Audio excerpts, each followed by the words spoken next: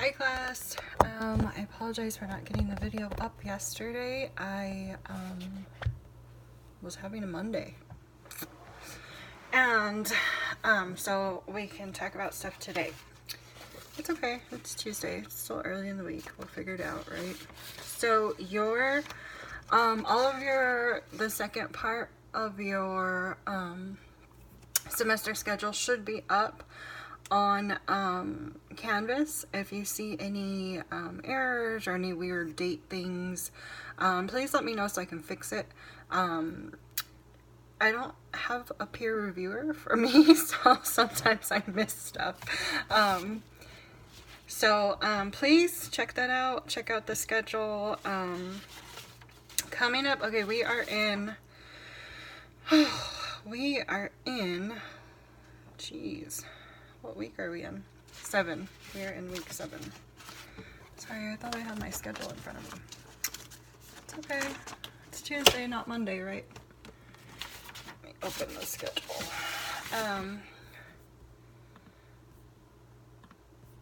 Here we go. We are in week 8. So we are exactly halfway through the semester. You have readings from the St. Martins and the Bedford, as usual. You have your discussion, your reader response. Your narrative essay final drafts were due on Sunday night, which would have been the 7th. And then this week we'll be working on starting work on our next big writing project. You can choose what this project is going to be. You can choose to do a compare-contrast essay or a process essay. It's up to you. If you want to do a compare-contrast, I would just recommend picking a topic that you're familiar with. I've had some examples of past topics. I've had students that are really into trucks, and they maybe compare Dodge to Chevy or something like that. You could also do, if you've worked in a couple different jobs, you could do I don't know. I'm trying to think of jobs I've had. Teaching, versus being an assistant teacher or something like that. For your compare-contrast. You do need to cite sources for this one, so you need to make sure that you're doing it accurately, which we will work on through the drafting process. Don't pick anything that's politically charged or I don't want to read about capital punishment, abortion, gay marriage, etc., so forth. I don't want to read about it. Pick a topic that's unique, that you have personal experience with.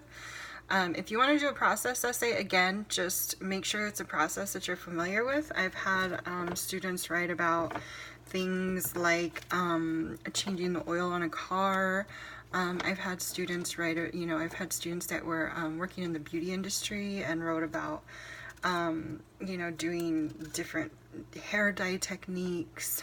I had a student who in the past did cake decorating, and she wrote about, the process of making and decorating cakes. There's a lot of options here. Try to think outside the box a little bit, something that, might be a little bit more interesting or unique to you. It can be something related to your job. If you work, in the healthcare field, maybe there's some procedure that you go through every day that you think might be helpful for, other people in your industry to know about, or maybe people thinking about going into your industry to know about. There's just really a lot of options here. So I want you to kind of brainstorm and think about what it is that you could write about that would have be interesting to your target audience and be interesting to me too, because I have to read all of them. So teach me something. So the topic proposal is going to be the same procedure as last time. Make sure that you provide a brief summary of your topic, who you're writing for. Make sure that you really think about who you're writing for and where that particular audience might seek out something like what you will be writing. Last time I did topic proposals, I got a lot of really bare bones ones. The more detailed you can be and who you feel like you're writing for, the easier it'll be for you to write. So you won't have as many challenges as far as knowing which details to put in or leave out, or which information is necessary.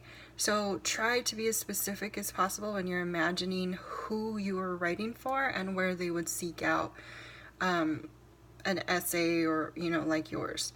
I don't recommend Googling to see, where other essays like yours are. I really want you to think about it. Also, on that note, moving on from the topic proposal, if the discussion question asks about something particular, it's usually because you've already read about it. So if you then go write the discussion about, I Googled X, Y, and Z, that tells me that you didn't do the readings. So make sure that when you respond to the discussion, you've done the readings. If whatever I'm asking about doesn't sound familiar, go back to your St. Martin's and your Bedford and see what the information there says about the particular topic, okay? And do your readings. I mean, last week's readings were fun. Well, not fun, but they were at least interesting. No Name Woman is a really good essay. Really well written. And so last week was kind of like just a chance to read more for pleasure than for anything specific in the Bedford. So make sure that you're doing your readings. Make sure that you're referring back to your textbooks when you're answering the discussion postings. In your reader responses, I want everybody to try to do in-text citations and then do a works cited or a references page. The works cited or references page, the university as a whole wants you to use APA. That's their preferred method of source citation. So if you do APA, personally, it doesn't matter to me, but if you're going to continue, taking other classes, if you're not doing an associate program or something, then you should probably just get familiar with APA so that you can know what you're doing in your other classes. So if you're going to do APA, it's going to be a reference list, not a works cited page. Works cited is MLA. APA is American Psychological Association, and so because it's a science-based method of citing sources, the priority or the emphasis is on dates, because in science, the more recent the information, the better. That's going to be kind of, the baseline for citing an APA. I don't need an abstract or anything like that. Don't worry about that. I don't need a running header or any of that sort of stuff. I'm looking primarily at the in-text citations and then your references page. One mistake that I'm seeing a lot of on those of you that are already practicing doing references pages, they have to be in alphabetical order.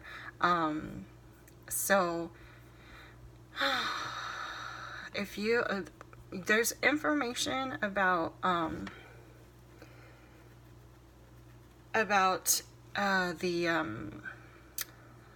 I'm trying to do too many things at once. There's information about APA in your Bedford. The OWL at Purdue website is a great resource for that too. I actually use that one when I need information about citing sources. So I would recommend that one. It's okay. I mean, the book is fine. The book is going to give you the basics. And like I said, I don't need a running header. I don't need an abstract. I'm really looking at your in-text citations and your references page.